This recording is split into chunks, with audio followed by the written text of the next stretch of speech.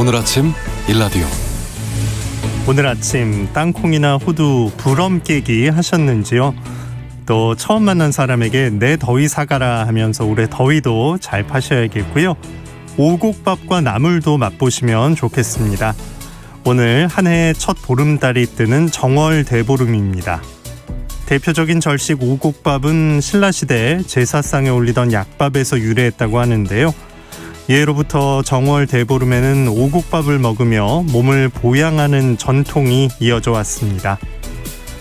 그런데 달집을 태우며 한 해의 풍년을 기원하던 정월 대보름 행사는 대부분 취소됐죠. 코로나19 때문인데요. 아쉽게도 전통놀이 행사는 즐길 수 없겠지만 올 한 해 소원 비는 건 잊지 않으셨으면 합니다.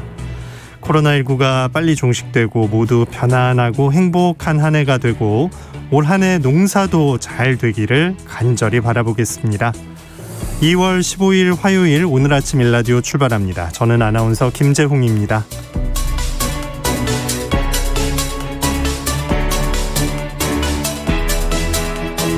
오늘 아침 일라디오, 오늘도 생방송으로 여러분과 함께합니다. 방송 들으시면서 참여해 주실 분들은요, 단문 50원, 장문 100원 드는 유료 문자 샵 9730 이용하실 수 있고요. 유튜브에서 KBS 일라디오 공식 채널을 검색해서 들어오시면 채팅창이 마련되어 있습니다. 그리고 콩 어플리케이션에서 일라디오를 보이는 라디오로 함께하실 수 있습니다.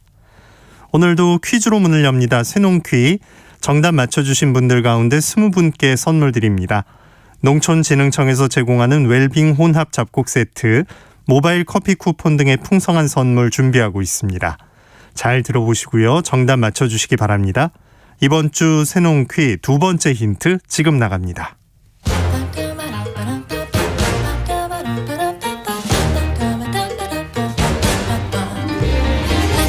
우리 땅, 우리 바다에서 자란 맛있고 건강한 우리 농수산물을 알아맞히는 세상의 모든 농수산물 퀴즈 새농퀴. 안녕하세요. 퀴즈 내는 성우 한희정입니다. 이번 주 새농퀴 정답인 이 꽃 좋아하시는 분들 많으시죠? 특히 선비들이 이 꽃을 좋아한 이유는 추운 날씨에도 굳은 기계로 피는 하얀 꽃과 은은하게 배어나는 향기 때문이죠. 하얀 이 꽃은 종종 벚꽃과 혼동되기도 하는데요. 가장 큰 차이는 바로 이 향기입니다.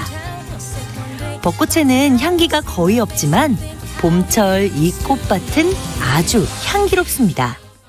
어저께 밤에도 나가자고 그저께 밤에는 고의경 가고 모삼년치로 삼승버선에 볼받아 탈남나 좋구나 보다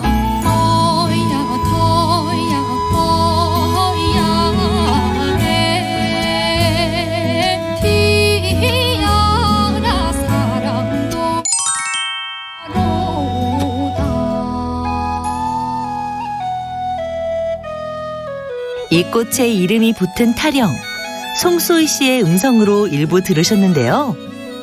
그런데 향기가 일품인 이 꽃, 찻잔 속에서도 만날 수 있습니다. 건조대에 오므라져 있는 꽃봉오리에 뜨거운 물을 부으면 이 꽃이 활짝 피게 되죠. 그윽한 향기와 함께 찻잔 위에 만개한 꽃의 모습을 보는 것도 또 하나의 즐거움입니다. 특히 기침과 갈증 해소에 좋다고 하니까 오늘 아침 따끈한 2차 한 잔 권해드리고 싶네요. 자, 정답 아시는 분들은 단문 50원, 장문 100원이 드는 유료 문자 샵 9730으로 보내주세요. 20분께 행운의 선물 드리겠습니다. 유익한 정보와 살아있는 이야기가 있습니다. KBS 오늘 아침 일라디오. 농수산 뉴스로 이어갑니다. 한국농어민신문 이진우 기자 전화 연결합니다. 안녕하십니까? 네, 안녕하십니까? 네. 자, 지역에서 생산한 농산물은 그 지역 내 학교나 어린이집의 공공급식으로 우선 사용할 수 있게 각급 지자체가 조례나 규칙을 운영해 오고 있었는데 이게 경쟁 제한적이다라는 이유로 개선 과제로 지목됐다가 또 제외됐다 이런 소식이 있어요. 어떤 상황이 있었던 거죠? 공정거래위원회가 지난 지방자치단체의 경쟁 제한적 조례 규칙 등에 대해서 운영 실태를 파악하기 때문에 지난해 4월 6일부터 10월 5일까지 한국규제학회에 의뢰해서 실시한 연구 용역 결과가 있었습니다. 네. 이게 지난해 12월 말에 발표가 됐는데요. 연구 결과에 따르면은 광역 및 기초지자체에서 학교 급식에 지역의 농산물을 우선 구매토록 하는 조례나 규칙을 운영하고 있었는데 이게 경쟁 제한적이라면서 일단 그 당시에는 개선 과제로 지목을 했었던 겁니다. 공정위가 연구 용역을 맡겼다. 이런 조례는 예전부터 있었던 것으로 이제 받아들여지고 있는데 왜 경쟁 제한적이다란 말이 나온 거죠? 당시 공정위가 배포한 자료에서 사례로 든 것을 보면 이렇습니다. 편의상 A군이라고 하면요. A군에서는 학교급식 지원에 관한 조례를 통해서 학교급식에 사용되는 농수산물은 지역에서 생산된 것을 우선 구매토록 하는 규정을 가지고 있었는데 이게 특정 행정구역 내의 농수산업자 그리고 그 외의 지역 생산자에 대해서는 차별적인 대우를 유발한다 이런 내용이 있었고요. 또 다른 지역에서 생산되는 우수하고 값싼 농수산물의 공급 기회가 차단이 되고 소수의 영내 급식 자재 공급업자 간의 담합을 유발할 가능성도 커서 문제가 있다 이런 이유였습니다. 가까운 곳에 걸 빨리 가져다 먹는 게 신선하지 않을까 싶은데 대부분 지자체가 지역 단위의 먹거리 계획, 로컬 푸드 계획 수립하고 있지 않나요? 그렇습니다. 이게 지역 단위 그리고 또 광역 단위 먹거리 계획을 수립하도록 농식품부가 해오고 있었는데요. 농식품부에 따르면은 지난 올 1월 현재로 따져도 138개 지자체에서 지역 단위 먹거리 계획을 수립해 추진해 하고 있고요. 이 계획의 중심 사업 중 하나가 바로 지역 공공급식에 지역산 농산물을 우선적으로 사용하도록 하자 이런 겁니다. 지역 농민에게는 안정적 판로를 마련해주고 또 우리 수요자에게는 신선한 농산물을 공급해 준다는 게 목적인데요. 특히 여기에 대해서 지역 내 소비 활성화가 장거리에 걸쳐서 농산물을 좀 운반하지 않아도 된다는 점을 감안하면 탄소 발자국을 줄이는 데도 일조한다 이런 평가를 받고 있습니다. 네. 그 연구 용역 이후에 이제 개선 과제라고 하긴 했었는데 그 규제 과제에서 다시 빼내긴 했다는 거죠? 그렇습니다. 다행히도 그렇게 됐습니다. 농식품부에 따르면 농식품부 지자체 그리고 농업인 단체 여기에 지역사회기관이 같이 협력을 해서 지역 농산물 소비 활성화 정책에 대한 취지 그리고 공공급식에 지역 농산물 사용을 할 수 있도록 하는 근거 등을 제시를 하면서 공정위와 협의한 결과 최종적으로는 지역 농산물 우선 구매 관련 조례가 개선 과제에서 제외됐다고 합니다. 이게 자칫 지역 단위 그리고 광역 단위의 식품 수급 계획 이것을 수립을 통해서 효율적인 국가 차원의 먹거리 계획을 수립하게 됐던 건데 이 문제에도 좀 차질을 빚지 않을까 이런 염려가 됐었습니다. 어쨌든 개선 과제에서 제외됐다고 하니까 다행이라고 생각합니다. 네. 자, 여수에서는 해상 풍력 사업에 반대하는 어업인들의 대규모 해상 시위가 지난주 화요일에 있었습니다. 그런데 이 사업을 좀 들여다보면 그 사업자가 인허가를 목적으로 주민 동의를 얻기 위해서 금품을 제공한 일도 있었다는 주장이에요. 그렇습니다. 실제로 지난해에는 해상풍력 사업을 추진하는 데 동의하는 조건으로 수표 300만 원을 걷는 사례가 수협중앙회에 접수된 바도 있었는데요. 당시 제보자에 따르면 해상풍력에 찬성하는 사인을 하면 현장에서 곧바로 가구당 300만 원 그리고 착공을 하면은 1,700만 원, 완료하면은 1,000만 원을 주기로 했다. 이게 제보의 내용이었습니다. 이 외에도 마을 발전 기금이다, 수건 사업 기금이다 하는 명목으로 돈을 뿌린다는 이야기는 비일비재한 상황이고요. 실제 그렇게 했다는 관련 업체의 설명의 자료도 있습니다. 이렇다 보니까 수협중앙회가 최대 3천만 원의 포상금을 내걸고 이 같은 금품 제공 행위에 대한 신고를 받겠다고 지금 나선 상황입니다. 네, 실제 포상금이 3천만 원이라면 적지 않은 금액인데 이 문제가 그만큼 심각하다고 보고 있는 거네요. 그렇습니다. 이게 어민들의 주장에 따르면 돈을 받은 사람과 그렇지 않은 사람 그리고 또 받은 마을과 안 받은 마을 간의 분란이 조장되고 있다는 지적이 높습니다. 해양폭력사업에 대한 동의를 받는 주체를 주민으로 해놓고 있다 보니까 어업과 관계없거나 적은 주민, 그리고 또 주민이긴 한데 주업이 어업인 간에서 이런 반목이 계속 일어난다는 거고요. 예. 마을 간에도 이제 마찬가지입니다. 그러다 보니까 어촌사회 내부에서 이 돈을 두고 갈등이 아주 심각해지고 있다, 이런 주장이 나오고 있습니다. 네. 신고센터는 그럼 운영되고 있는 건가요? 자, 오늘부터 이제 건품살부에 관련된 신고 포상금제도를 운영하기로 하고 신고센터를 이제 같이 운영하기로 했습니다. 포상금은 건품살부와 관련해서 직접적 증거 능력이 있는 자료, 그리고 구체적 사실을 신고한 경우 일단 30만 원을 지급을 하고요. 신고된 내용이 경찰에 기소될 경우에는 최대 300만 원, 그리고 유죄 판결까지 받으면 최대 3천만 원을 지급한다고 합니다. 수요 홈페이지 공지사항에 보시면은 보다 자세한 내용과 신고서 양식 등도 이제 다운받으실 수 있으니까 참조하시면 되겠습니다. 네. 자, 국립해양박물관에서는 해양문화상품 개발 공모전을 개최한다는 소식이 있죠. 그렇습니다. 개관 10주년을 기념한 행사인데요. 공모 주제는 국립해양박물관의 공간 그리고 이미지, 이런 주제 하나하고, 그리고 대표 유물을 15점을 선정해놨는데 이 대표 유물 15점도 또 하나의 주제입니다. 이 두 주제로 판매가 5만 원 미만의 제품을 만들어서 5월 2일부터 6일까지 완제품이나 시제품, 그리고 상품 가격이 포함된 설명서를 함께 제출하면 되는데요. 최종 3점을 선발해서 1등 1,000만 원, 그리고 2등 각 1점에 대해서는 700만 원 가량의 상품을 구입해 준다고 합니다. 자세한 내용은 국립해양박물관 홈페이지에서 알림 공지 코너를 통해 확인하실 수 있습니다. 네. 농수산 뉴스 한국농어민신문 이진우 기자였습니다. 고맙습니다. 감사합니다.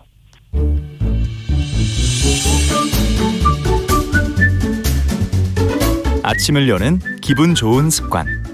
KBS 오늘 아침 1라디오. 도시농부들을 위한 텃밭 가이드 수원 씨앗도서관 박영재 관장과 함께합니다. 안녕하세요. 네, 안녕하세요. 네, 오늘도 텃밭 관련해서 궁금한 점 있으시면 단문 50원, 장문 100원 드는 유료 문자 샵 9730으로 문자 보내주시기 바랍니다. 자세한 답변 준비하겠습니다. 자, 관장님 오늘 정월 대보름에 만나 뵙게 됐네요. 네. 불엄은 준비하셨나요? 네, 부름 먹었고 또 이제 가족들하고 또 먹어야죠. 예. 땅콩 호두 이 정도였을까요? 그렇죠. 예. 이 정월 대보름 참 예전에 추억도 많으실 것 같아요. 예, 예전 같은 경우는 이제 쥐불놀이도 하고 또 마을하고 마을끼리 이렇게 또 쥐불놀이 전쟁도 하죠. 그 진짜 깡통에 구멍 뚫어서 네네. 그 안에 불 담아가지고 굉장히 격렬한 싸움이 벌어져서 뭐 머리가 깨지기도 하고 아이고. 그런 경우도 있었죠. 진짜 그때는 확 돌리다 날렸잖아요. 진짜. 그렇죠. 네, 아이고. 위로. 예.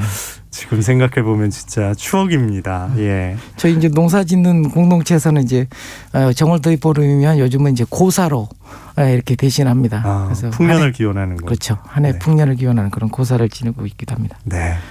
자, 오시는 길 많이 추우셨죠? 오늘 갑자기 기온이 뚝 떨어졌어요. 네, 여기 서울 접어들기 전까지는 눈이 왔었는데요. 서울로 딱 접어드니까 눈이 그치네요. 네. 눈발을 뚫고 왔습니다. 어제는 비도 내렸고 내일은 더 추워질 거라고 합니다. 네. 이번 주 좀 어떨까요? 마지막 누추위가 물러날 기세를 보이지 않고 있는데요. 그래도 지난 주말에는 좀 따뜻해서 텃밭마다 사람들이 이렇게 농사 준비하느라고 바쁘시게 움직이는 모습을 볼 수가 있었습니다. 네. 추워도 계절은 이미 이제 봄으로 가고 있기 때문에 다들 바빠지기 시작할 것 같습니다. 네, 진짜 지난 주말은 봄인가 이런 진짜 마음이 좀 말랑말랑해졌었는데 다시 추위가 한번 오긴 했습니다. 자, 농사 준비가 이제 필요해지는 시기다라고 지난 주말에 소개해 주셨는데 관장님은 어떤 작업하면서 지내셨나요? 지난 주말에는 고추하고 대파 그리고 부추 육묘를 시작했습니다. 다른 모종과 달리 이 작물들은 육묘 기간이 좀 길어서 일찍 시작해야 합니다. 또 이 시간을 이렇게 역산 거슬러 가지고 언제 들어가야 되나 좀 오래 걸리는 것들은 벌써 이제 시작을 하셨군요. 자, 오늘 어떤 주제로 말씀 들려주실 건가요? 오늘은 전반적으로 이제 모종을 키우는 단계들, 과정들을 이렇게 좀 설명을 해보겠습니다. 예. 저장했던 씨앗들은 휴면 상태에 있기 때문에 잠을 깨우는 작업을 해야 합니다. 물에 담그기만 하면 되는 어떤 그런 쉬운 씨앗들도 있지만 저마다의 또 잠을 깨우는 방식들이 다 다르거든요. 예, 그런 이제 과정들을 하게 됩니다. 네. 그 늘 말씀해 주시지만 진짜 작물마다 다르니까 하기 전에는 고민이 되거든요. 제일 먼저 알아볼 씨앗 어떤 겁니까? 곰치나 뭐 이런 취나물과 같은 이제 산나물들인데요. 이런 씨앗들은 가을에 자연스럽게 떨어져서 겨울을 나야 추운 날씨를 경험해야 봄에 이렇게 싹이 나게 되는데 이게 봄에 파종할 때는 그런 과정들을 아주 간략하게 이렇게 경험시켜야 발화가 됩니다. 네, 그 씨앗을 그냥 가지고 있었기 때문에. 네. 예. 그래서 물에 반나절 정도 불린 다음에 냉동실에 집어넣어서 얼립니다. 예. 그 다음에 해동시켜서 약간 말린 다음에 이렇게 모종 작업을 들어가게 됩니다. 네. 처음에 이 얘기 듣고 진짜 신기했는데 냉장고에 넣으셔야 한다는 거.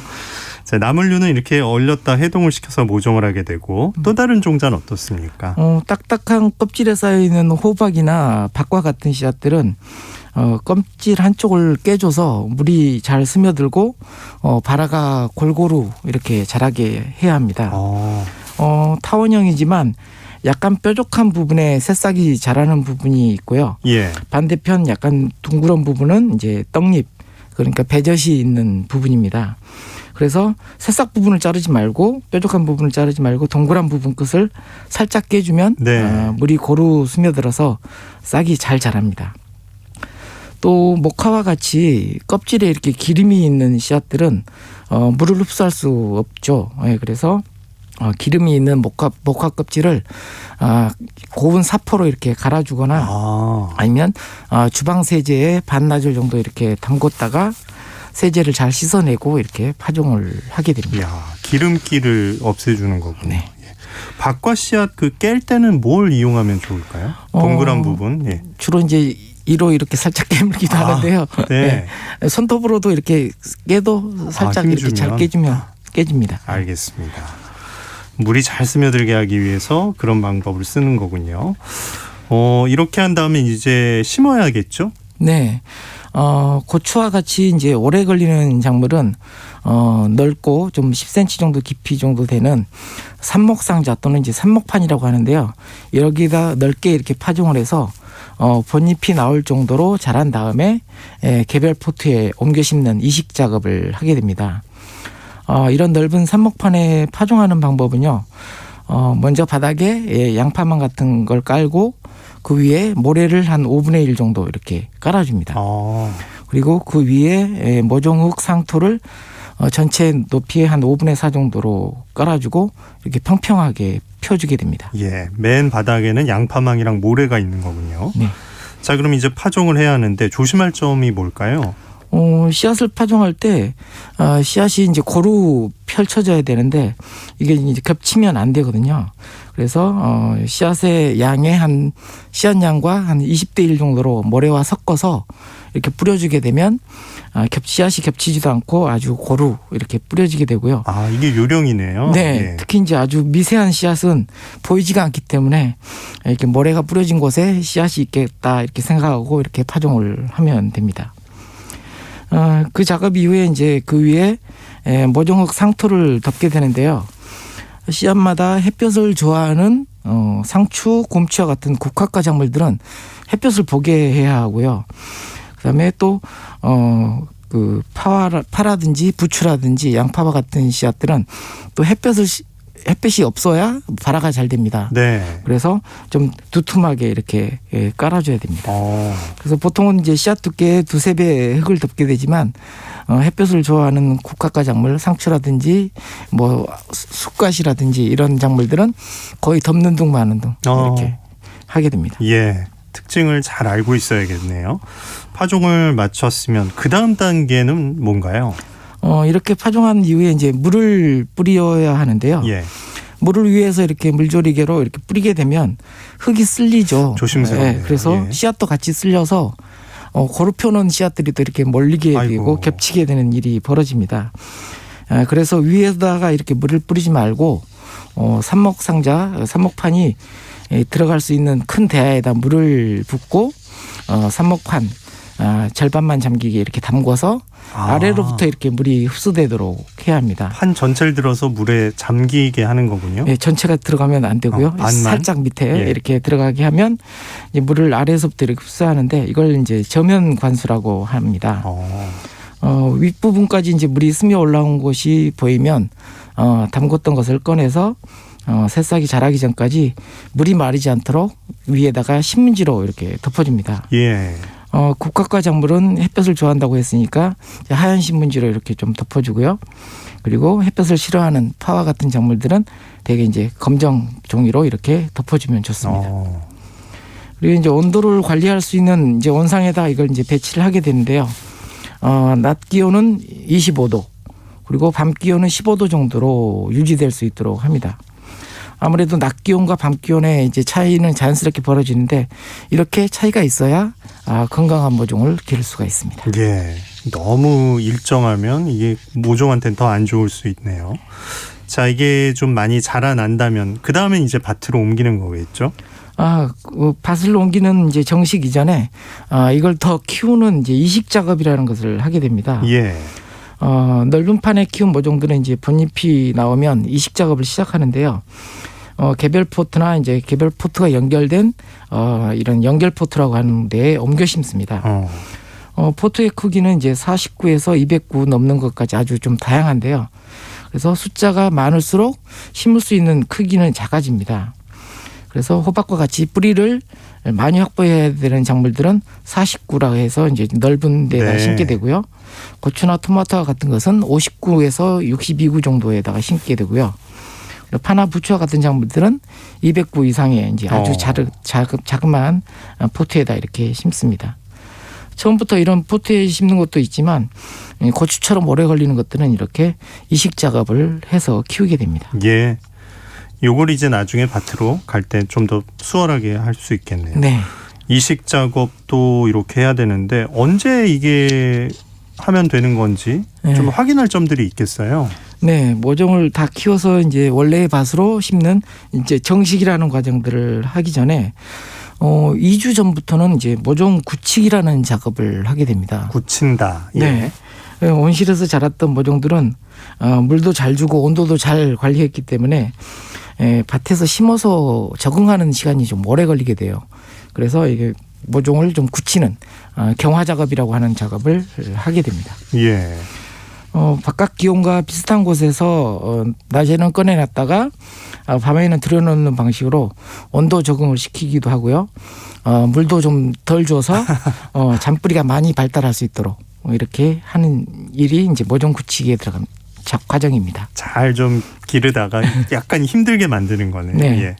자, 전체적인 육묘 과정 들어봤는데 전체적으로 좀 들려주고 싶은 말씀이 있으시다면요? 건강한 모종을 만들려면 사실은 세심한 돌봄이 필요합니다. 물이라든지 온도, 환기 그리고 이제 영양 관리에서부터 또 이제 가끔 올 수 있는 이제 질병 관리까지 어려운 과정을 거치게 됩니다. 우리가 살고 있는 주거 환경에서는 좀 쉽지가 않죠. 도시농부들은 특히. 네. 근데 이제 집에서도 베란다에서 이렇게 모종을 키우시는 분들이 계시더라고요. 그래서 조그맣게 좀 육묘를 한번 시도해 보시고 그 경험도 좀 보고 싶어요, 진짜. 예, 이 방송을 통해서 하시는 분들이 좀 한번 경험을 공유해 주셨으면 좋겠습니다. 네.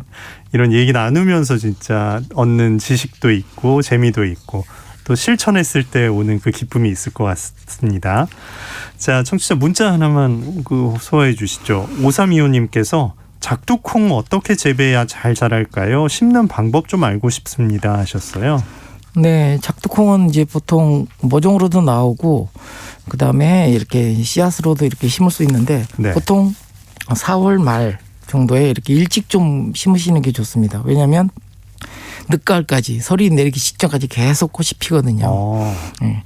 그리고 이제 작두콩을 많이 수확하는 방법은 첫 꽃이 피었을 때 그때는 이제 옷거름을 좀 충분히 주셔야 해요. 예. 콩과라서 이게 뿌리옥 박테리아가 있지만 이런 그 넝클 콩들은 뿌리옥 박테리아 활동이 많이 활발하지가 않거든요. 그래서 꽃 필 때쯤 해서 옷거름을 좀 충분히 주시면 수확을 좀 많이 하실 수가 있습니다. 알겠습니다. 자, 텃밭 가이드 수원 씨앗도서관 박영재 관장과 함께했습니다. 고맙습니다. 네, 감사합니다.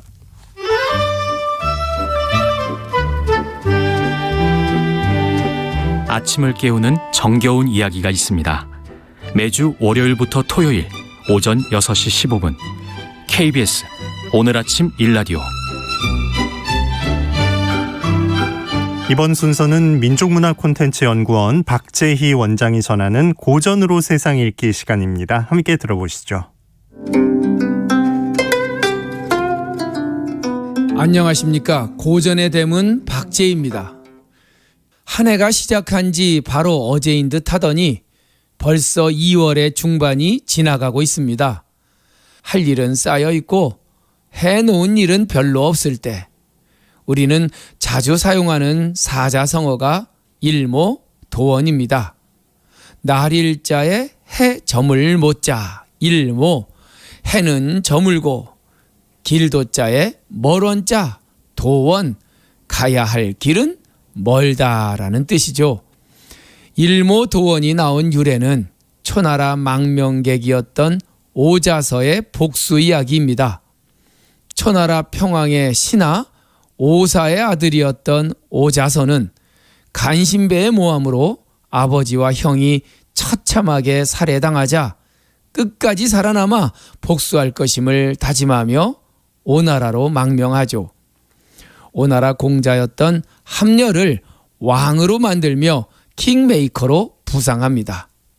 그리고 제나라에서 합류한 손자병법의 저자 손무와 함께 자신의 조국 초나라를 공격하여 수도인 영을 함락시킵니다. 자신의 가족을 풍비박산낸 평왕이 이미 죽어서 무덤에 들어갔다는 소식을 듣고 무덤에서 평왕의 시신을 파내어 복수합니다. 그것을 지켜보던 옛 친구 심포서가 너무 잔인하다는 말을 하자 오자서는 일모 도원, 해는 저물고 가야 할 길은 멀다는 말로 자신의 심정을 말하는 가운데 일모 도원이라는 사자성어가 나온 것입니다. 일모 도원의 어원을 따라가 보면 논어에 임중도원이라는 말이 나옵니다. 임중도원, 나에게 맡겨진 임무는 너무나 막중하고 가야 할 길은 너무나 멀다라는 뜻이죠. 공자의 제자였던 증자는 선비가 세상에서 해야 할 임무와 역할을 강조하면서 이렇게 말합니다. 선비는 도량이 넓고 뜻이 강해야 하니 맡겨진 임무는 막중하고 가야 할 길은 멀기 때문이다. 사랑의 실천을 자신의 임무로 맡았으니 얼마나 막중한 것인가. 죽어야 그 임무에서 벗어나니 얼마나 먼 길이던가. 예, 오자서의 복수 이야기 일모도원과는 차원이 다른 머나먼 길입니다.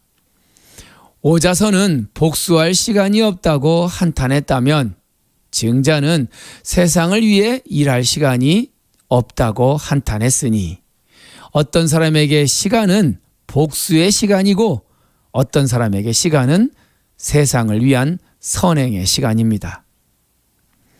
요즘 정치인이 일모도원으로 자신의 심정을 표현했다고 해서 사람들의 입에 오르내리고 있습니다. 정치는 임중도원, 세상을 위해 일할 시간이 없다는 각오로 일해야 사람들의 마음을 얻고 표를 얻게 될 것입니다. 일모도원, 오자서의 복수 이야기, 우리 정치 역사에서 다시는 이런 말이 되풀이되지 않았으면 좋겠습니다. 고전의 대문 박재희였습니다. 날씨 알아보겠습니다. 정월 대보름인 오늘 강추위가 찾아왔습니다. 밤사이에 기온이 큰 폭으로 떨어지면서 서울의 기온이 영하 3.1도로 다시 영하권이고요. 찬바람이 불어서 체감온도는 영하 8도입니다. 전국적으로 아침 기온 영하 10도에서 영상 1도의 분포를 보이고 있습니다. 낮 기온도 어제보다 많게는 10도가량 낮겠는데요.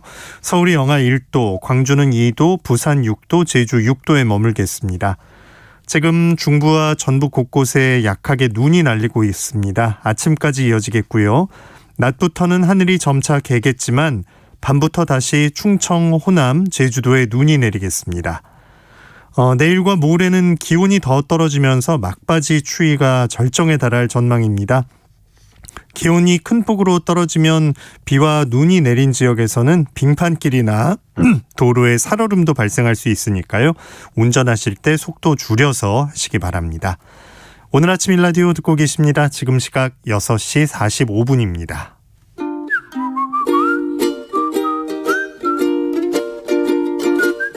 오늘 아침 일라디오 김재용 아나운서의 진행으로 듣고 계십니다.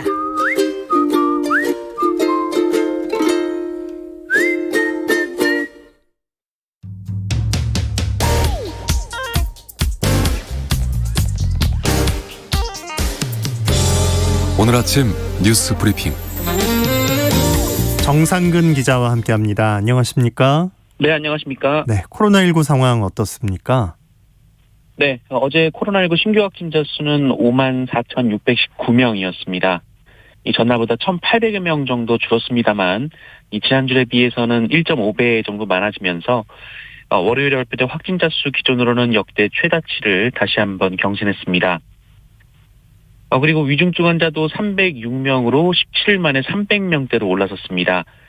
정부 당국은 위중증 환자 수가 확진자 수에 영향을 받는 시점까지 2, 3주 정도 걸린다는 점에서 이번 주부터는 위중증 환자 그리고 사망자 수가 늘어날 수 있다라고 보고 있습니다. 다만 정부는 아직 의료 대응 역량이 충분하다고 판단하고 있고요. 또 향후 위중증 환자 및 사망자 수, 의료 체계 여력 등을 종합적으로 판단해서 사회적 거리두기 완화 여부를 지속 검토해 나갈 계획이다라고 밝혔습니다. 네, 정부가 4차 백신 접종 계획을 발표했죠? 네, 정부는 3차 접종을 마친 면역 저하자 등 일부 고위험군을 대상으로 중증과 사망을 막기 위한 백신 4차 접종을 시작한다라고 밝혔습니다. 대상은 백혈병이나 암 환자, 장기 이식을 받아서 면역력이 떨어진 130만 명으로 3차 접종 뒤 4개월이 지났다면 mRNA 방식의 백신으로 4차 접종을 받을 수 있습니다. 또 요양병원과 요양시설 입소자 그리고 종사자 50만여 명도 이 4차 접종 대상에 포함돼서 다음 달부터 접종을 시작합니다. 다만 방역상 시급한 경우 3차 접종은 3개월이 지난 다음에도 접종을 받을 수가 있습니다. 하지만 정부는 4차 접종을 전 국민으로 확대하는 방안은 검토하고 있지 않다라고 강조했습니다. 네. 자, 등교 전에 학생들과 교직원들에게 선제 검사를 실시하기로 했다고요? 네, 교육부가 3월 새학기부터 전국의 유치원, 초중고등학생과 교직원들을 대상으로 신속 항원 검사 키트를 활용해 선제 검사에 나서기로 했습니다. 교육부는 앞서 유치원생과 초등학생 총 330만 명에게 신속 항원 검사 키트를 오는 21일부터 무상 배포하고 검사에 활용한다라는 계획이었습니다만 대상이 중고등학생 그리고 교직원까지 확대되면서 키트 무상 배포 대상은 692만 명으로 늘어났습니다. 이 선제검사의 횟수와 방식은 아직 정해지지 않았습니다만 교육부는 유치원과 초등학생의 경우 일주일에 2번 등교 전에 집에서 신속항원 검사를 하고 음성이 나온 뒤 등교하도록 하는 방안을 검토하고 있습니다. 네. 자, 코로나19 확진자의 대선 날 투표 시간이 정해졌다고요? 네, 이 코로나 격리자나 확진자가 투표에 참여할 수 있도록 이번 대선부터 별도의 투표 시간이 마련됩니다. 국회는 어제 본회의를 통해 이 같은 내용의 공직선거법 일부 개정안을 처리했는데요. 개정안은 격리자 등에 한해서 투표소를 오후 6시에 열고 저녁 7시 30분에 닫도록 한 내용을 골자로 합니다. 다만 농산 어촌 지역에 거주하는 고령자, 장애인, 임산부 등 교통약자에 해당하는 격리자의 경우 이 관할 보건소로부터 일시적 외출의 필요성을 인정받는다면 오후 6시 전에도 투표할 수 있도록 했습니다. 또한 정부와 지방자치단체의 교통 편의 제공도 의무를 명문화했습니다. 네. 자, 베이징 동계올림픽 우리 여자 컬링 대표팀 어제 미국전 일본전을 하루에 다 치렀어요. 네. 이 4강으로 가는 분수령에서 어제 저녁 숙적 일본을 만났는데요. 한국 컬링 여자 대표팀 일본을 꺾고 이 4강 진출의 희망을 되살렸습니다. 컬링 여자 국가대표팀인 팀킴은 이 풀리그 6차전에서 일본을 10대 5로 물리쳤는데요. 어제 오전 미국에 져서 2승 3패가 됐었는데 일본전을 승리함으로써 3승 3패를 기록. 남은 3경기에서 2승 이상을 거두면 4강 진출을 바라볼 수 있게 됐습니다. 우리 대표팀은 오늘 하루를 쉬고 내일 오전 스위스 그리고 오후 덴마크와 연달아 맞붙습니다. 그리고 마지막 날인 17일 스웨덴전까지 이 강팀과의 경기가 남아있지만 일본도 2위에 올라있는 강팀이기 때문에요. 일본전 승리를 발판 삼아서 남은 경기에 임한다는 계획입니다. 네. 자, 안철수 국민의당 대선 후보가 단일화 제안을 했는데 국민의힘에서 나온 입장이 있습니까? 네, 지난 일요일 안철수 국민의당 후보가 제안한 여론조사 단일화에 대해서 윤석열 후보는 공식 석상에서 아쉽다라는 입장만 밝혔는데요. 그런데 보도된 바에 따르면 윤석열 후보는 안철수 후보의 기자회견 직후 이 선대본부 관계자들과의 비공개 석상에서 여론조사 방식은 안 된다라는 취지로 완강한 입장을 드러낸 것으로 전해졌습니다. 윤석열 후보는 여론조사 방식은 시기가 늦었을 뿐더러 옥신각신하는 것만 부각된다라는 판단을 한 것으로 전해졌고요. 또 안철수 후보의 제안이 진정성이 없다고 판단하는 것으로 알려졌습니다. 대신 윤석열 후보는 후보 간 담판으로 단일화를 매듭짓자라는 입장이고요. 이준석 대표는 안철수 후보가 사퇴하는 것만이 유일한 방법이다라고 언론 인터뷰를 통해 주장했습니다. 반면 국민의당은 여론조사 제안이 마지노선이다라고 주장했고요. 2, 3일이라는 시한도 못 박았습니다.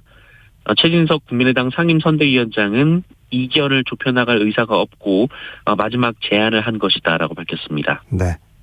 자, 민주당 이재명 후보는 전직 대통령들의 묘역을 참배했다고요? 네, 더불어민주당 이재명 후보가 공식 선거운동 시작을 하루 앞둔 어제 국립서울현충원을 찾았습니다. 이재명 후보는 먼저 현충탑에 분향 헌화한 뒤 이 전직 대통령 등의 묘역을 참배했는데요. 김대중 전 대통령, 김영삼 전 대통령 순으로 묘역을 참배한 후 이 박정희 전 대통령과 이승만 전 대통령의 묘역도 참배를 했습니다. 한편 이재명 후보는 국민통합정부를 구성하겠다라면서 필요하다면 이재명 정부라는 표현도 쓰지 않겠다라고 말했습니다. 이재명 후보는 또한 임기 내 개헌을 공약하면서 이 대통령 4년 중임제 등 개헌에 도움이 된다면 필요한 만큼의 임기를 단축 수용하겠으며 또 현직 대통령의 개헌 후 재출마는 금지돼 있기 때문에 본인이 다시 출마할 리는 없다라고 말했습니다. 네. 자, 8명의 사상자가 있었던 여천 NCC 공장 폭발 사고, 지금 수사 상황이 어떻습니까? 네, 이 고용노동부가 8명의 사상자를 낸 그 여천 NCC 공장 폭발 사고에 대한 강제 수사에 착수했습니다. 경찰과 노동부 광주노동청은 어제 오전 그 여천 NCC 3공장 그리고 협력업체 등 3곳에 대한 압수수색을 했습니다. 폭발이 정비를 마친 열교환기에 이 공기가 새는 곳이 없는지 확인하는 이른바 기밀 시험을 하다가 일어났는데요. 경찰 조사에서 폭발 직전 이 시험 압력 기준치보다 높은 압력을 열교환기에 주입한 것으로 알려졌습니다. 특히 경찰은 이 열교환기가 1988년부터 가동돼서 34년 된 노후 설비라는 점에 주목을 하고 있습니다. 또 열교환기 덮개를 고정하는 100여 개의 볼트가 제대로 접합됐는지에 대해서도 수사하고 있습니다.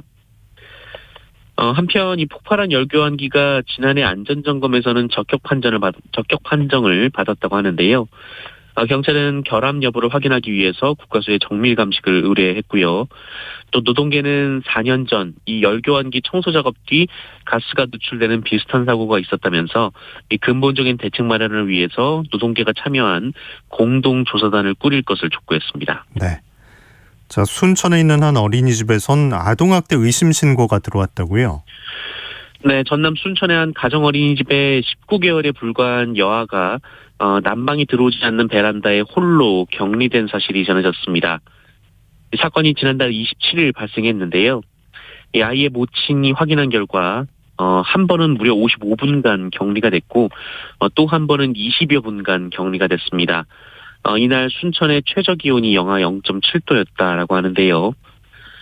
이 사건은 혼자만 있는 아이의 활동 사진에 이상함을 느낀 엄마가 원장에게 물어본 결과 알게 됐다고 합니다. 원장은 코로나19 확진자가 급증하는 상황에서 아이가 37.2도의 미열이 있어서 격리를 했다고 해명했고 자신도 뒤늦게 알았을 뿐 당시엔 몰랐다라고 주장했다 합니다. 그런